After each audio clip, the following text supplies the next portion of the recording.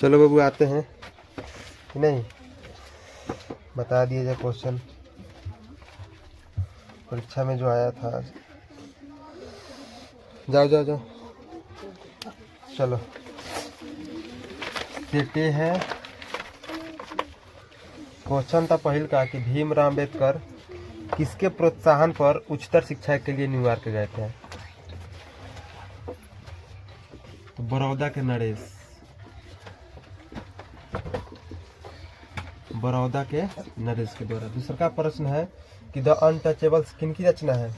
तो भीमराव अम्बेडकर की,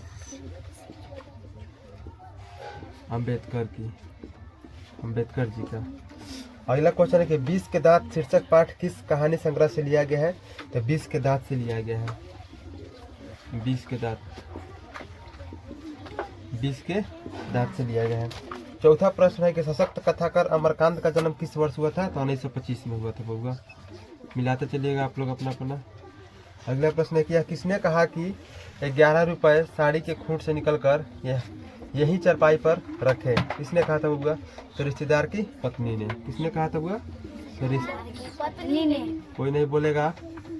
रिश्तेदार की पत्नी ने।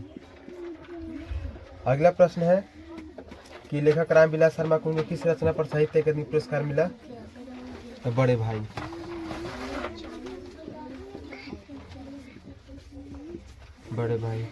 अगला प्रश्न है कि यथेष्ट शब्द का अर्थ क्या है? पर्याप्त। उसके बाद है कि रंग कर्म की पत्रिका नटरंग की सांप्रदायिक हिम्न से कौन सी थी? तो रसीम वाजपेयी।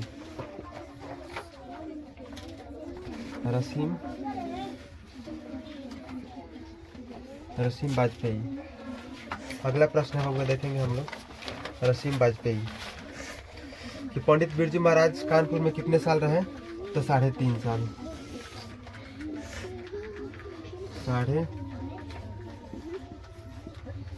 3.5 साल। अगला प्रश्न देखेंगे कि कौन सी रचना अशोक वाजपेयी की है? तो नौका की कमीज। आप लोग आंसर मिलाते चलिएगा, टिक करते चलिएगा, बोर्ड पे उतना जगह है नहीं, फिर हम इसे मिटा के अगला प्रश्न बताएंगे। नौकर की कमीज। अगला है रोन नदी कहाँ है? तो दक्षिण फ्रांस में है। दक्षिण फ्रांस में है। अगला क्वेश्चन, विनोद कुमार शुक्ल को किस वर्ष साहित्य अकादमी पुरस्कार दिया गया? तो 1990 में दिया गया था बबुआ। अगला प्रश्न है कि झोले में कितनी मछलियां थी? तो 2 मछली थी। अगला प्रश्न है नहीं सॉरी 2 मछली नहीं थी हुआ, वहाँ पे 3 मछलियां थी। 3 मछली। अगला प्रश्न है कि भैया मछली कब अभी कट जाएगी या किसने पूछा? तो संतू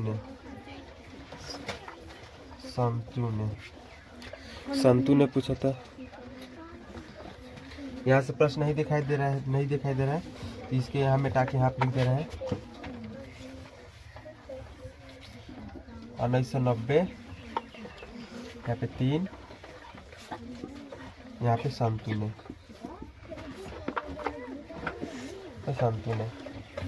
अगला प्रश्न है कि गीत गुलजार की कविताओं का संपादन यतीन्द्र मिश्र ने किस नाम से किया था? तो यार जुलाहे। अमरुद्दीन के बड़े भाई का नाम क्या था? मुजफ्फर अली। अगला प्रश्न है बिस्मिल्लाह खां से कौन सा वाद्य यंत्र बजाते थे? तो शहनाई बजाते थे। अगला प्रश्न, किस स्थान पर मरण भी मंगल माना गया है? तो काशी में माना गया बुआ, मरण भी वहाँ पे मंगल माना गया। आप लोग अपना मिलाते चलिएगा बुआ, फिर हम मिटा देंगे। गांधी जी किसने महात्मा कहा? तो रविंद्रनाथ टैगोर। अगला क्वेश्चन है कि कोई संस्कृति इतने रत्न भंडार से भरी हुई नहीं जितनी हमारी अपनी संस्कृति। कौन बोला था? तो महात्मा गांधी बोले थे। बिरजू महाराज का जन्म लखनऊ के किस अस्पताल में हुआ था? तो मेदांता में हुआ था। अगला प्रश्न है कि लैटिन कवि वर्जिल पर किसने एक बड़ी अच्छा कविता लिखा था? तो अंग्रेज कवि टेनिसन। अंग्रेज कवि टेनिसन, टेनिसन में। अगला आप लोग देखेंगे, आप लोग अपना सेट कौन है मिलाते चलिएगा, हम नंबर नहीं डाल रहे हैं। कि शिक्षक शब्द का क्या अर्थ है? शिक्षक, मोम, मोम। अगला प्रश्न है कि दही वाली मंगमा शीर्षक कहानी किस कहानी से सभाकार ली गई है? तो कन्नड़ कहानी,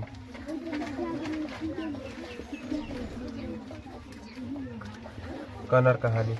अगला है कि अवलूर के पास किसी गांव की रहने वाली नूह से कौन है? तो मंगम्मा थी, मगम्मा थी। बारिश होते देख किसे लग रहा था जैसे इस बार भी बाढ़ आएगा? तो रानी को, रानी को लग रहा था कि अब की बार बारिश आएगा। ढहते विश्वास शीर्षक कहानी के लेखक का क्या नाम है? तो श्रीनिवास।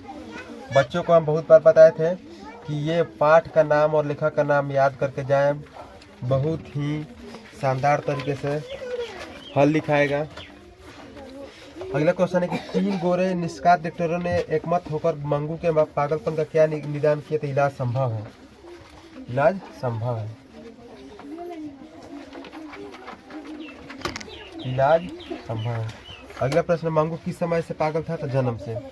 मंगू था बुआ जो जन्म से पागल था, जन्म से। अगला प्रश्न कि लेखक सुजाता रचित कहानी का नाम क्या है? तो नगर है, नगर। अगला प्रश्न है कि मदुरै पंडित लोगों की दूसरी राजधानी है? तमिल उपन्यास में, तमिल उपन्यास, तमिल उपन्यास में। पापति बेहोश सी क्यों पड़ी थी? तो बुखार के तेज के कारण, बुखार के तेज के कारण। बुआ मिटाएंगे। अगर आपको रोज वीडियो चाहिए, रोज प्रतिदिन आंसर का, तो हम आप हमारे चैनल गुरुकुल क्लासेस 111 को प्लीज़ आप लोग सब्सक्राइब कर दीजिए, प्लीज़। आप लोग से हाथ जोड़ के निवेदन है। अगला प्रश्न है कि माँ को रखने का ठेका सिर्फ उसी ने तो नहीं ले रखा, या किसने कहा था? तो कैलाश ने कहा था, कैलाश ने कहा था, कैलाश ने कहा था। नानकाना साहब अब कहाँ है? तो पाकिस्तान में है,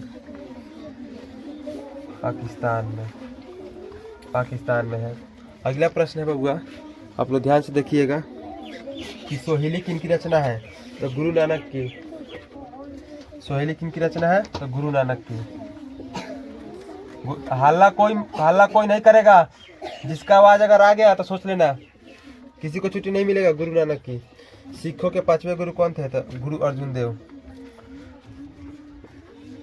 गुरु अर्जुन देव। अगला प्रश्न है कि दंड कमंडल शिखा सूत धोती तीर्थ गौनु अति प्रश्न करे, यह पंक्ति किस पाठ से लिया गया है? तो राम नाम बिनु बिरथ, राम नाम बिनु, राम नाम बिनु बिरथ, राम नाम बिनु बिरथ। अगला प्रश्न है कि गुरु नानक किस पद में राम नाम के कीर्तन पर बल दिया गया है? द्वितीय पद, द्वितीय पद। पिछानी शब्द का अर्थ क्या होता है? तो पहचानी, पहचानी होता है। अगला है बबुआ, अगला प्रश्न है, अगला प्रश्न है हम लोग को बता दे रहे हैं। अगला प्रश्न वो हम लोग के सामने है कि निम्न में से कौन कवि पठान राजवंश में उत्पन्न हुए थे? तो रश खान। ये पठान खानदान में जन्म लिए थे। कौन? रश खान। अगला प्रश्न है कि कवि रश खान को पुष्टि मार्ग में दीक्षा किसने दी? तो गोस्वामी विठलनाथ, गोस्वामी विठलनाथ, गोस्वामी विठलनाथ, गोस्वामी विठलनाथ। कौन दिया था? तो गोस्वामी विठलनाथ। चलो बाबू आप लोग इसे स्क्रीनशॉट ले लीजिए और आगे हम बताने जा रहे हैं। ठीक है, आगे हम बताने जा रहे हैं।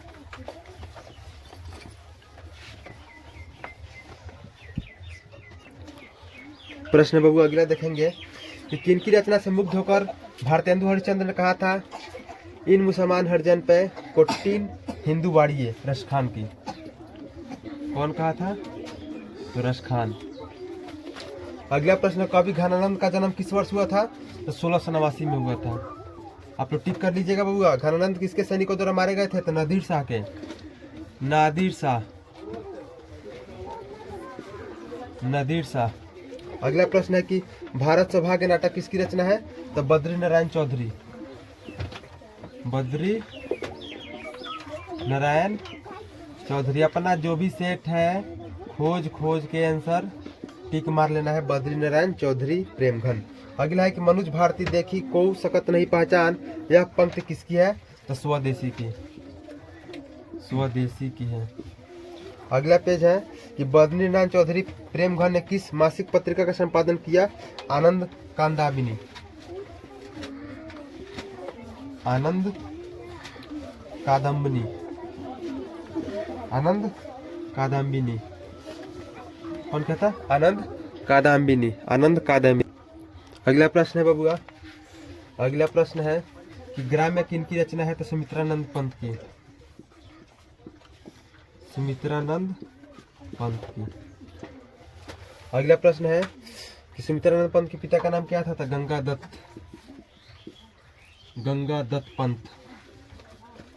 गंगादत्त पंत। अगला प्रश्न है बबुआ, अगला प्रश्न है कि रामधारी सिंह दिनकर के पिता का नाम क्या था? तो रवि सिंह।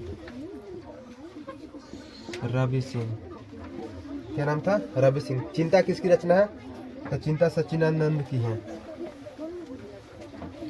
सच्चिदानंद की है। सच्चिदानंद।